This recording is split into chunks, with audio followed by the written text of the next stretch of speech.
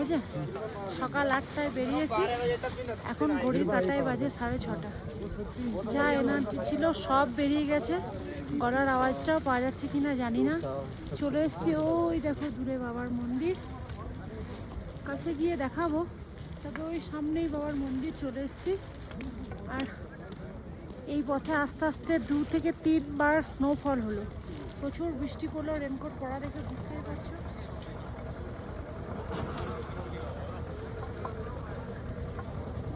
আগের বার আমার মেয়ে এসে বলেছিল, বন্ধুরা ফ্রেন্ডস এসো না কখনো। আমি বলছি এলেও এইভাবে এসো না, হেঁটে হেঁটে দারুণ কষ্ট, রাস্তা মনে হচ্ছে বেড়েই চলেছে।